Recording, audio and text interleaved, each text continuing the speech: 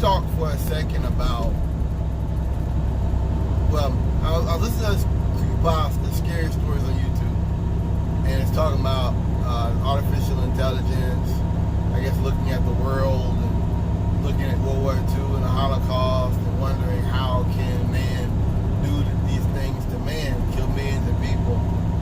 And, you know, I often think about how a better world is possible. I'm a technocrat. I believe that, you know, the world should be run by experts and by the best people who are doing things based off of science and based off of what works and not off of jingoistic propaganda and hubris and imperial arrogance and all this kind of crap. And putting a black guy in charge of an imperial giant doesn't change the fact that it's an imperial giant. It's like these guys on this show I listened to was saying that with Trump, what he's doing, it shows the world that you can go to the table with America and work with America, and then in a year, maybe 2 years, if you get somebody else in there and he's an arrogant blowhard, then all that goes up in smoke. He come out the woodwork threatening you, and I mean Trump, he's like a belligerent drunk, and the police are outside. He's like, "Fuck you guys." That's what Trump is. But imagine the police, the neighborhood. He's threatening everybody. That's Trump. He thinks that's being tough, and the whole world's like, "What the fuck?" And the police are like, "Hey man, we're gonna take him out of there. This motherfucker is dangerous." You know.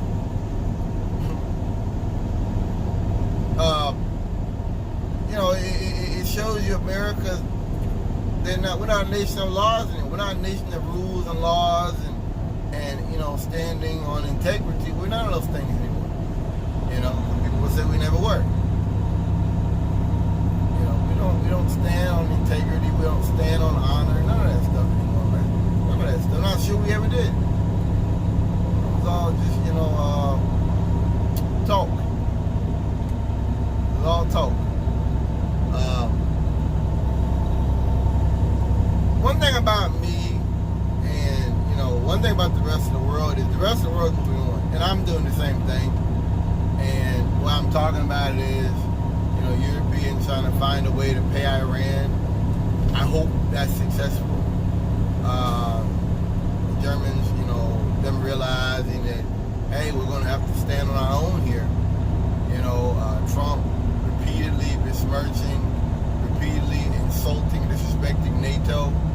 I hope he destroys it over. I hope he creates a situation where people are mistrustful of it. They have blood on their hands. That's my hope for it. It's a good thing. But what am I gonna say? To me, a better world is possible, but not with America in it, not with the American empire in it. What I mean by that, I want to be careful about that. I'm not talking about killing Americans or harming American people or harming Europeans or anything. I'm talking about this belligerent, imperialistic state that every decade is engaging in another tit for tat. You know, every decade we're threatening somebody, we're getting ready to go to war, and it's just like, dude, nobody else has been at war for the last 20 years on the basis of a lie. Nobody. You know what I mean? Iran is not a threat to us. You had the British general come out. He said it. He didn't think we know. And America's like, look again. No, man. That tell you something, right? The British general in full uniform tells you, hey, man, I don't see a threat. See what happened? The Spanish, they pulled one of their boats out of the Armada. You had the Germans, they stopped training. They pulled their troops back. Now the Germans are saying that they will not put any of their German troops into Syria, thank God. I think who was another group too, they stopped training too. I love to see that. And what they're basically showing Mr. Trump is, we have no faith in you. This is a vote of no confidence. That's it. We're not going to risk our troops' lives for your military misadventures, get killed. We're not going to do it. They have my respect for that. They have my respect for that, you know? I wish that we had the courage. But going back to what I was saying, you can't, a better world is possible, but you can't do it with it. It's kind of like if, let's say Denzel was getting out of prison. And he got out of prison, he starts smoking crack or whatever, or he started just engaging in bad behaviors.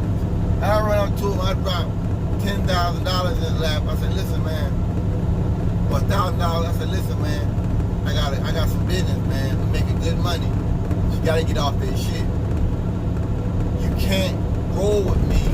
You can't pursue this opportunity unless you stop doing the BS you're doing. That's how I feel about America. We can't move forward. We can't progress until this imperialistic era is behind us. How will that come about? I don't know. I have no idea. But you can't. You understand?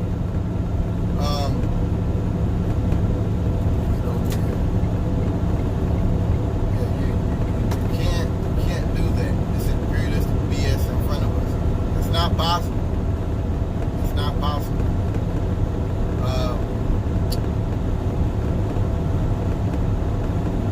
Like I said, you have these guys about being alpha and all that. And one thing I keep thinking about is, you think being alpha is running around killing kids at a garlic festival and all that? I mean, I hate to keep repeating myself, but we're really living in a time to where the white man is at war with his own society. He is. He's at war with his own society in every way, shape, or form. And that's clear. And everybody's in danger. Everybody's in danger.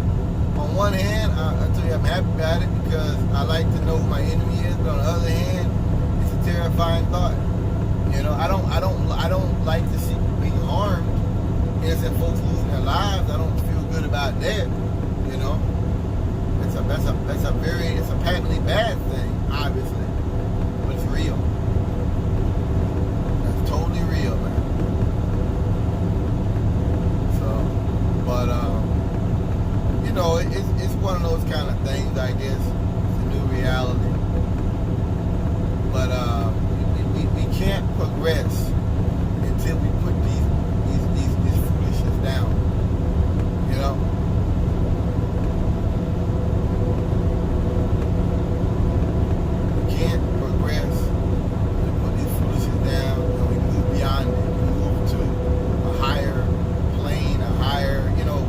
One thing I talk about with the Nation of Islam, they talk about Leon Muhammad was talking about how the Caucasian put himself out of the brotherhood of man. And he said, not that we put you out, you put yourself out of the brotherhood of man by your God complex. And trust me, they do have that. That's one thing I was made with Caucasian, have that God complex. But about what? What are you feeling a God complex about? You know what I mean? Anyway, I don't know. There's a show that's called It Can Happen Here. I haven't heard one episode of it. I just listened to the previews and shit. And on that show, he goes into, you know, how you can have military in the streets and all this. And if you look in the comments, I think it was on SoundCloud, one of these sites.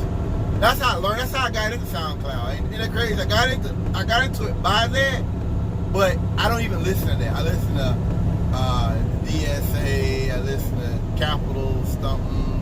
I listen to Eyes Left. I listen to a lot of socialist stuff. Travis Smiley and Cornel West. A lot of that kind of stuff. It's like a person that gets you a job. But then after you get your job, you don't talk to them no more. That's kind of crazy. You don't even, you know. Anyway, you go in the comments, it's all conservatives talking about how, oh, well, yeah, like it's a bad thing. When he's saying that got if these white supremacists start doing these things, it'll fuck society up.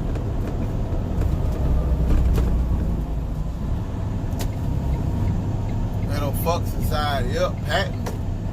You know, that's a bad spot for trooper to be right around the curve and right by the back of a tree. You can all this. You see the blue lights, but it's too late. I don't know why cops can't just roll another 50 feet forward. I don't know why they can't just get on his head and speak for, hey, keep rolling forward. I mean, it's like cops park their cars in the most dangerous spots sometimes. And that's probably not no emergency stop. It's not a felony stop. It's not a, truck not on fire. It's not exigent. He can just very easily keep rolling forward 100 feet. I've heard a cop, they take your license and say, hey, go to the next exit. I've heard that before. That's just that dumbass redneck southern shit. They think them blue lights make them invincible. Yep. Getting the uniform on it, they just think that means nothing happened to them. I've seen that in Texas too. Stupid. Stupid as shit. Everybody. Anyway, getting off subject. Well, I guess you do got some protection. Somebody run up by, they gonna hit that tree probably. So I guess you got some protection. I guess. But anyway, I just find it interesting that any conservatives really believe that the stuff in that his stories will be good. He lays out a very concise message of white supremacist violence will tear this country apart. That when you talk about taking the country back and all that, you're talking about ethnic cleansing. I want people to understand that. When they're talking about we're gonna take the country back and we're gonna do this and we're gonna do that, they're talking about ethnic cleansing. They're not talking about anything other than ethnic cleansing and wholesale violence on a part of the population that is already undertrodden. That's what this is. We're gonna, you know what I mean? It's really sickness. And if you don't understand what he's saying is, by you doing it, you're gonna turn the country against itself. You're gonna fuck up the economy. If you can't understand that, you truly are sick, man. Sorry about that. You truly are sick if you can't understand that. That's sickness.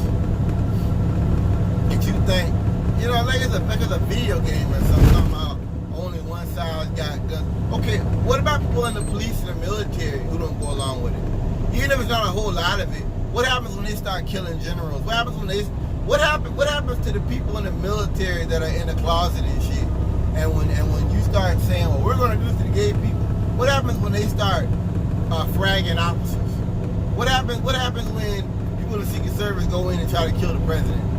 You will ignite this country into conflagration you can't even imagine. Because you're forgetting something. This is what people don't understand. This isn't the 50s. We're living in a technologically advanced society where things have to run together. You have to have ABC. There are no, there is no surplus. If things don't run right, people will starve in this country. You understand? There's no surplus. The Food Network and all, you start interrupting them, people will die. Okay? Maybe you want that, but people will die. Not a question. That's a fact. So when you're talking about interrupting, the highways and this and that and the other, you're talking about death on a large scale, man. Death and destruction on a large scale. And there's a lot of people who may be conservatives, may even support Trump, that they don't like what he says. There's a lot of white people that don't like what he says, but he's still making money and he's still doing things, I guess, to help the economy.